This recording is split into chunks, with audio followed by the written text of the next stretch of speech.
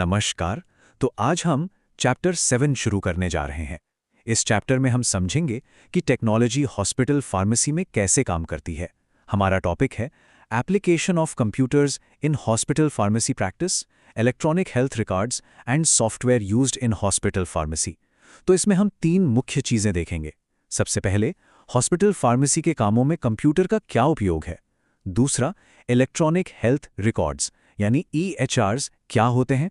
और तीसरा, hospital pharmacy में कौन-कौन से सॉफ्टवेयर इस्तेमाल किए जाते हैं। तो चलिए एक-एक करके इन सभी टॉपिक्स को विस्तार से समझते हैं। चलिए सबसे पहले एक छोटा सा परिचय देखते हैं कंप्यूटर एप्लीकेशंस का। पहली लाइन है application of computers in hospital pharmacy practice.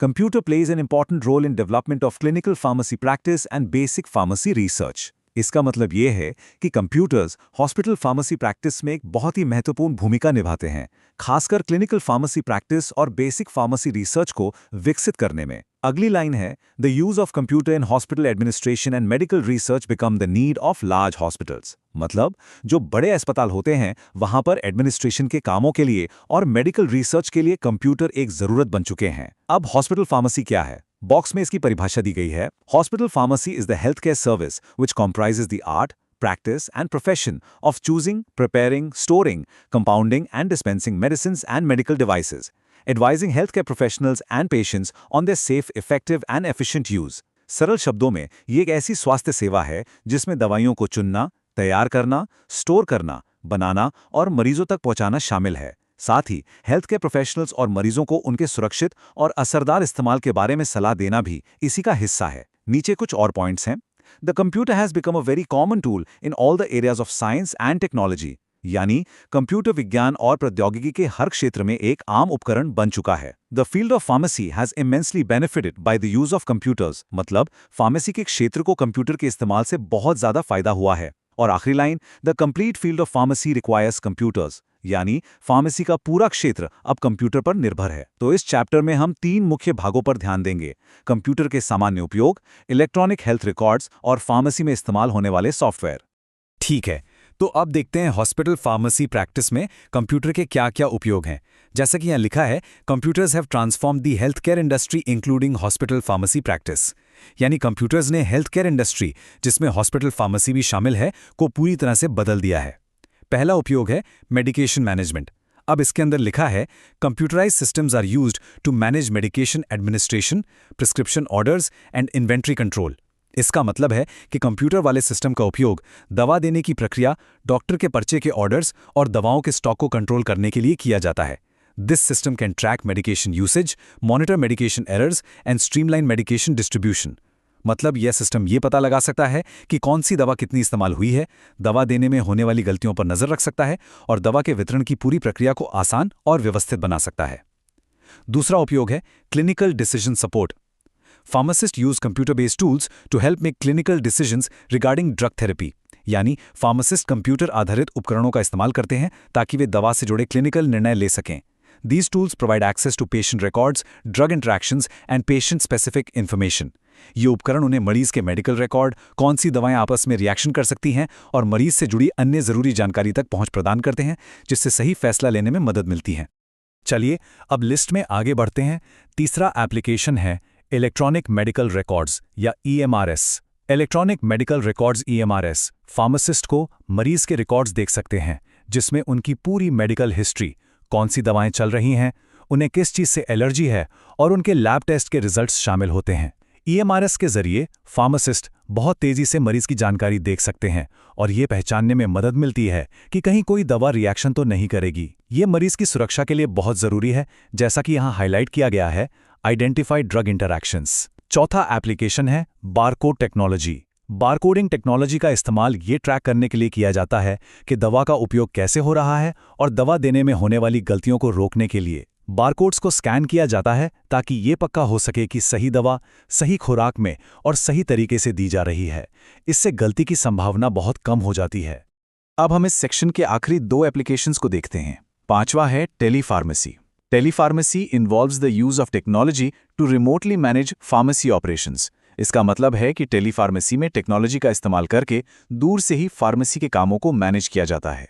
This technology can be used to remotely verify prescriptions, manage medication orders, and provide medication counseling to patients. इस तकनीक के जरिए फार्मासिस्ट दूर बैठे ही डॉक्टर के पर्चे को वेरीफाई कर सकते हैं, दवाओं के ऑर्डर मैनेज कर सकते हैं और मरीजों को दवा के बारे में सलाह भी दे सकते हैं, जैसे वीडियो कॉल पर। छठा एप्लीकेशन है drug information databases. Computer-based drug information databases provide pharmacists with access to the latest drug information, including dosage guidelines, side effects, and interactions. इसका मतलब यह है कि ये कंप्यूटर आधारित डेटाबेस होते हैं जो फार्मासिस्ट को दवाओं के बारे में सबसे नई जानकारी देते हैं, जैसे कि दवा की सही खुराक क्या है, उसके साइड इफेक्ट्स क्या हैं और वो दूसरी दवाओं के साथ कैसे इंटरैक्ट करती है। अब परीक्षा के नज़रिए से इन 6 एप्लीकेशंस को याद रखने के लिए यहाँ एक छोटा सा मेमोनिक दिया गया है, MCEBTD। M से है मेडिकेशन मैनेजमेंट, C से क्लिनिकल डिसीजन सपोर्ट, E से EMR, B से बारकोड टेक्नोलॉजी, T से टेलीफार्मेसी और D से ड्रग इन्फॉर्मेशन डेटाबेसेस। चलिए अब हम अपने अगले सेक्शन की ओर बढ़ते हैं, जिसमें हम इलेक्ट्रॉनिक हेल्थ रिकॉर्ड्स को और विस्तार से जानेंगे। तो अब हमारा दूसरा सेक्शन है इलेक्ट्रॉनिक हेल्थ रिकॉर्ड्स यानी EHRS। इलेक्ट्रॉनिक हेल्थ रिकॉर्ड्स यानी EHR मरीजों के मेडिकल रिकॉर्ड का डिजिटल रूप है, जिसे इलेक्ट्रॉनिक तरीके से स्टोर और मैनेज किया जाता है। ये EMR का एक ज्यादा एडवांस्ड रूप है। तो चलिए इसके बारे में 2 मुख्य बातें जानते हैं। पहला, इसके बेनिफिट्स यानी फायदे क्या हैं। EHRs have several benefits, including improved patient safety, increased efficiency and accuracy in record keeping, improved communication between healthcare providers, and better coordination of care। तो इसके कई फायदे हैं, जैसे मरीज की सुरक्षा बेहतर होती है, रिकॉर्ड रखने में कुशलता और सटीकता बढ़ती है, हेल्थ केयर प्रोवाइडर्स के बीच संचार बेहतर होता है और देखभाल में बेहतर तालमेल होता है। दूसरा, इसमें इंफॉर्मेशन इंक्लूडेड यानी कौन सी जानकारी शामिल होती है। EHRs contain a patient's medical history, medications, allergies, laboratory test results, imaging studies and other relevant medical information। इसमें मरीज की मेडिकल हिस्ट्री, दवाएं, एलर्जीज, लैब टेस्ट के नतीजे, एक्सरे या MRI जैसी रिपोर्ट और दूसरी जरूरी मेडिकल जानकारी होती है। This information is accessible to authorized healthcare providers, which can help to ensure that patient receive appropriate care। और ये जानकारी सिर्फ उन हेल्थ केयर प्रोवाइडर्स को मिलती है जिनके पास इसकी अनुमति हो, ताकि मरीज को सही देखभाल मिल सके। EHRS में 2 और बहुत ही महत्वपूर्ण पहलू हैं। पहला है privacy and security. EHRS must comply with strict privacy and security regulations to protect patient information। इसका मतलब है कि मरीज की जानकारी को सुरक्षित रखने के लिए EHRS को बहुत सख्त गोपनीयता और सुरक्षा नियमों का पालन करना पड़ता है। Healthcare providers must take steps to ensure that EHRS are secure and that patient information is not accessed or shared without proper authorization। यानी स्वास्थ्य सेवा प्रदाताओं की यह जिम्मेदारी है कि वे सुनिश्चित करें कि EHRS पूरी तरह से सुरक्षित हैं और मरीज की जानकारी को बिना सही अनुमति के कोई देख या शेयर ना कर सके। दूसरा महत्वपूर्ण पहलू है interoperability. Interoperability is the ability of different EHR systems to exchange information with one another। ये शब्द थोड़ा मुश्किल लग सकता है, पर इसका मतलब सरल है। अलग-अलग EHR systems की आपस में जानकारी का आदान प्रदान करने की क्षमता। Interoperability is important because it allows healthcare providers to access and share patient information across different healthcare settings। ये इसलिए जरूरी है क्योंकि इसकी वजह से अगर कोई मरीज एक अस्पताल से दूसरे अस्पताल जाता है, तो डॉक्टर उसकी मेडिकल जानकारी आसानी से देख सकते हैं, चाहे दोनों अस्पतालों में अलग-अलग सिस्टम ही क्यों ना हो। अब हम EHR सेक्शन के आखिरी 2 बिंदुओं पर आते हैं। पहला है patient access. Patients have the right to access their EHRs and review their medical information। इसका मतलब है कि मरीजों को ये अधिकार है कि वो अपने इलेक्ट्रॉनिक हेल्थ रिकॉर्ड्स को देख सकें और अपनी मेडिकल जानकारी की समीक्षा कर सकें। This can help patients to better understand their health conditions, medications and treatments। इससे मरीजों को अपनी स्वास्थ्य समस्याओं, दवाओं और इलाज को बेहतर ढंग से समझने में मदद मिलती है। अब देखते हैं इसमें आने वाली चैलेंजेस यानी चुनौतियां क्या हैं। EHRs have also posed several challenges, including the high cost of implementation, the need for staff training and support, and potential technical issues that can lead to errors or downtime। मतलब EHRs को लागू करने में कई चुनौतियां भी हैं, जैसे कि इसे लगाने का खर्च बहुत ज़्यादा होता है, स्टाफ को ट्रेनिंग देने की ज़रूरत पड़ती है और कभी-कभी तकनीकी समस्याएं भी आ सकती हैं, जिससे सिस्टम में गलतियां हो सकती हैं या वो काम करना बंद कर सकता है। और हाँ, EHRs के इन सभी पॉइंट्स को याद रखने के लिए भी एक कोड है, BIPIPC।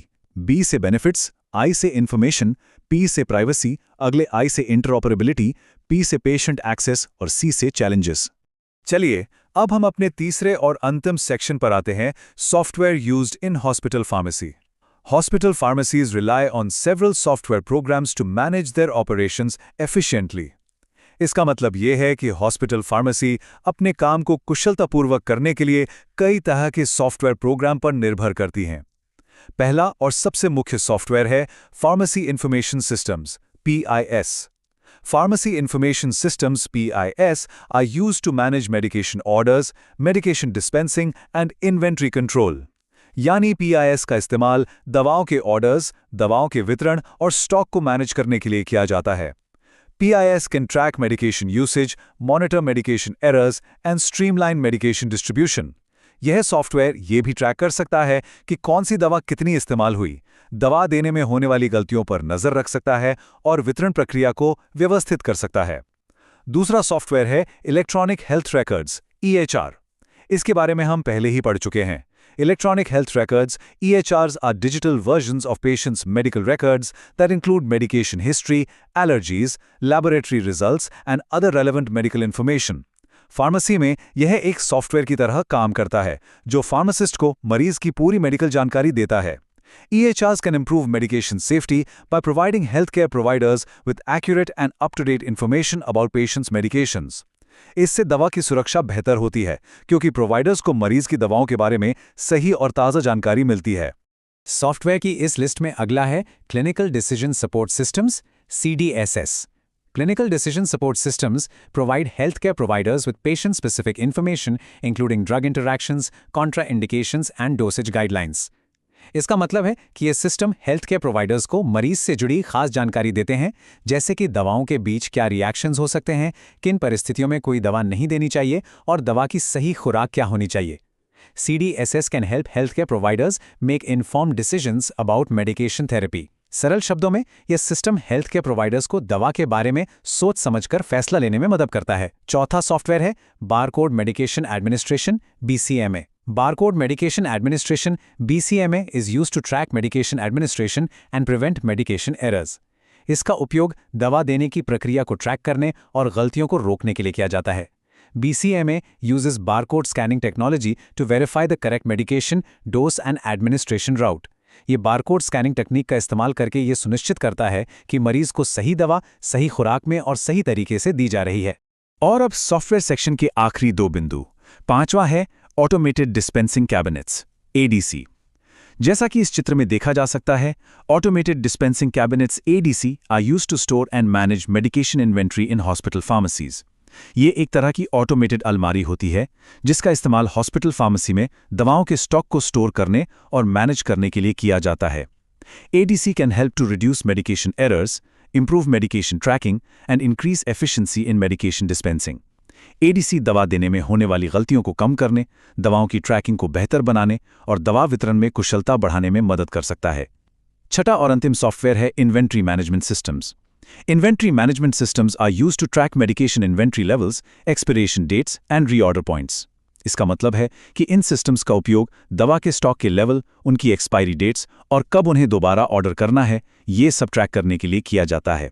These systems can help to ensure that the pharmacy has the necessary medications on hand to meet patient needs.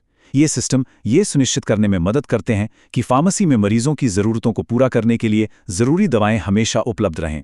और इस सेक्शन को याद रखने के लिए आखिरी निमोनिक है PECBAI। P से PIS, E से EHR, C से CDSS, B से BCMA, A से ADC और I से इन्वेंट्री। तो इस पूरे चैप्टर को समाप्त करते हुए हमने देखा कि कैसे कंप्यूटर, इलेक्ट्रॉनिक हेल्थ रिकॉर्ड्स और विशेष सॉफ्टवेयर ये सभी मिलकर हॉस्पिटल फार्मेसी के काम करने के तरीके को पूरी तरह से बदल रहे हैं।